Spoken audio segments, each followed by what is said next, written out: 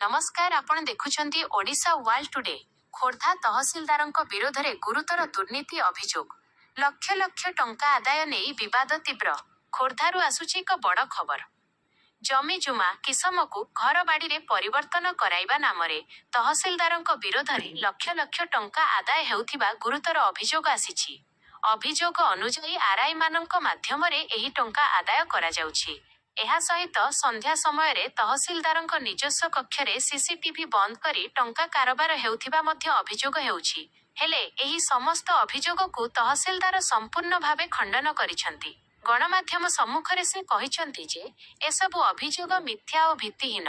ଏପଟେ ଖୋର୍ଦ୍ଧାର ବରିଷ୍ଠ ଓକିଲ, ବୁଦ୍ଧିଜୀବୀ ଓ ଆନ୍ଦୋଳନକାରୀମାନେ ଏହି ଘଟଣାର ଉଚ୍ଚସ୍ତରୀୟ ତଦନ୍ତ ଦାବି କରିଛନ୍ତି।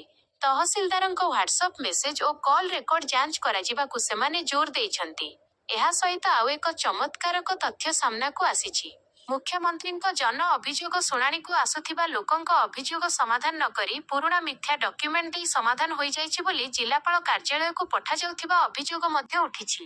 ଏହାର କିଛି ପ୍ରମାଣ ଖୋର୍ଦ୍ଧାର ବରିଷ୍ଠ ସାମ୍ବାଦିକ ସତ୍ୟନାରାୟଣ ଦାସଙ୍କ ହାତକୁ ଲାଗିଥିବା କୁହାଯାଉଛି। ଏଥିରୁ ପ୍ରଶ୍ନ ଉଠୁଛି, ତହସିଲଦାର କି ମୁଖ୍ୟମନ୍ତ୍ରୀ ଓ ଜିଲ୍ଲା ପ୍ରଶାସନଙ୍କୁ ଅଗ୍ରାହ କରୁଛନ୍ତି? ଏପଟେ ଆନ୍ଦୋଳନକାରୀମାନେ ଜିଲ୍ଲାପାଳଙ୍କ ଜରିଆରେ ମୁଖ୍ୟମନ୍ତ୍ରୀଙ୍କୁ ଦାବିପତ୍ର ପ୍ରଦାନ କରିଛନ୍ତି।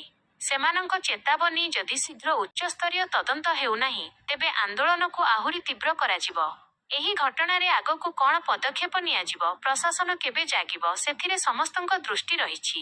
ଶୁଣନ୍ତୁ, ଇଏ ଗୋଟେ ସାଧାରଣ କଥା। ଆପଣଙ୍କ ନିଜକୁ ସେଭ୍ କରିବା ପାଇଁ ଏବଂ ନିଜକୁ ଆମେ ଦୋଷୀ ନୁହଁ ବୋଲି ସଫେଇ ଦେବା, ଏଇଟା ଗୋଟେ ଗତାନୁଗତିକ ପ୍ରକ୍ରିୟା।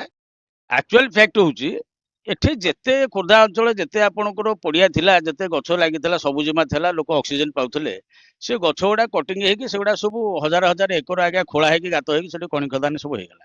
ତେଣୁ ଏଇଟା ତହସିଲଦାରଙ୍କ ନୋନରେ ଏବଂ ଗୋଟେ ଟଙ୍କା ଖାଇବା ପାଇଁ ଗୋଟେ ବାଟ ତିଆରି କରିବା, ଏଇଟା ନିଶ୍ଚିତ ରୂପେ କାର୍ଯ୍ୟକ୍ରମ ହେଇଛି। ତହସିଲଦାର ଜାଣିକି ସବୁ କାମ କରୁଛନ୍ତି।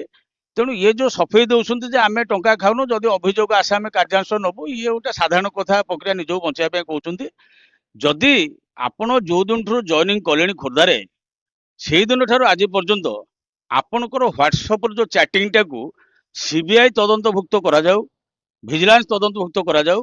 ଆପଣଙ୍କର କଲ୍ ରେକର୍ଡ ଏବଂ ଆପଣଙ୍କର ମୋବାଇଲ କଲ୍ ରେକର୍ଡ ଏବଂ ଯାହା ହ୍ୱାଟ୍ସଆପ୍ରେ ଚାଟିଂ ସବୁ କରୁଛନ୍ତି ଆଜି ପର୍ଯ୍ୟନ୍ତ, ସେଇଥିରେ ଆପଣ ଜଣାପଡ଼ିବ କାହାଠୁ କେତେ ଟଙ୍କା ମାଗିଛନ୍ତି, କାହାଠୁ କେତେ ମାଗିଛନ୍ତି, କାହାକୁ ମଦ ଆଣିବାକୁ ରାତିରେ କହୁଛନ୍ତି, କାହାକୁ ଟଙ୍କା ଆଣି କ୍ୱାର୍ଟର ପାଖେ ପହଞ୍ଚିବାକୁ କହୁଛନ୍ତି। ଏଥିରୁ କିଛି ଚାଟିଂ ଆମ ହସ୍ତଗତ ହେଇଥିଲା, କିନ୍ତୁ ୟାକୁ ସିବିଆଇ ତଦନ୍ତ ପରିସରଭୁକ୍ତ କଲା। ଆପଣ କେତେ ସତ କହୁଛନ୍ତି ଏହା ଜଣାପଡ଼ିବ, କେତେ ଦୂର ଆପଣ ନିର୍ଦ୍ଦୋଷୀ ତାହା ଜଣାପଡ଼ିବ। ଆପଣ କେବଳ ଏଠୁ ଟଙ୍କା କଲେକ୍ସନ କରିକି ନେଇକି ଭୁବନେଶ୍ୱର ବାଟାଘାଟରେ ଆପଣ ବଡ଼ ବଡ଼ କୋଠା ନିର୍ମାଣ କରୁଛନ୍ତି। ଏଭଳିଆ ଅପାରଗ ତହସିଲଦାରକୁ ଇମିଡିଏଟ୍ ଖୋର୍ଦ୍ଧାରୁ ବଦଳି କରାଯାଉ, ମୁଁ ଏତିକି ସରକାର ପାଇଁ ଅନୁରୋଧ କରିବି। ଆଜ୍ଞା, ଏଇ ଯେଉଁ ବିଭାସରଞ୍ଜନ ପାଣିଗ୍ରାହୀ ଅଛନ୍ତି ଖୋର୍ଦ୍ଧା ତହସିଲଦାର, ସେ ରାତିକି ଆରଆଇ ମାନଙ୍କୁ ଡାକିକି ଏଠି ମେଳ କରୁଛନ୍ତି। ଆମର ତ ଦିନ ବେଳେ ଗଭର୍ଣ୍ଣମେଣ୍ଟ ଅଫିସ, ରାତିକି କ'ଣ ପାଇଁ ଆରଆଇ ମାନଙ୍କୁ ଡାକିକି ତାଙ୍କଠୁ ଲାଞ୍ଚ କଲେକ୍ସନ କରୁଛନ୍ତି?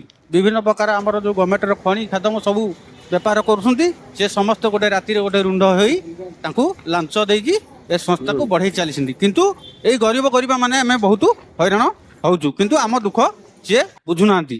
ଆମକୁ କହୁଛନ୍ତି ବାଇଆଟା, ପାଗଳଟା, ଯେତେବେଳେ ଆଇଲେ ଦେଖା ଦେବେନି, କହିବେ ଏଠିକି ଯାଇଛି ସେଠିକି ଯାଇଛି। କିସମ ବିଭିନ୍ନ ପ୍ରକାର ଯେଉଁ ଘର ବାରେ ଆମର ଯେଉଁ କିସମ, ସେ ବହୁତ ପ୍ରକାର ବିଲ୍ଡର୍ସ ମାନଙ୍କୁ ଏମିତି ଦେଇକି ତାଙ୍କଠୁ ଲାଞ୍ଚ ନେଇକି ଯାହା ଯିଏ ଗରିବ ହଇରାଣ ହେଉଛନ୍ତି, ଯିଏ ଭଦ୍ରଲୋକ, ଯିଏ ହେଉଛି ବଡ଼ ଲୋକ, ସେଇମାନେ ହିଁ ଘର ବାରି ପାଉଛନ୍ତି। କିନ୍ତୁ ଆମ ପାଇଁ ଆଜ୍ଞା କିଛି ନାହିଁ। ଏ ସରକାରଙ୍କୁ ବହୁତ ବାର ନିବେଦନ କରୁଛୁ, ଏଠାରୁ ତାକୁ ହଟାଯାଉ। ତାଙ୍କୁ ବାରମ୍ବାର ତାଙ୍କୁ କୁହାଯାଉଛି ଆମ ଖୋର୍ଦ୍ଧା ତହସିଲଦାର ତୁରନ୍ତ ଏଠାକୁ ହଟାଯାଉ। ଆମେ ନହେଲେ କାଲିକା ଡେଟ୍ରେ ରାଜରାସ୍ତାକୁ ଓହ୍ଲେଇବୁ ବାଧ୍ୟ।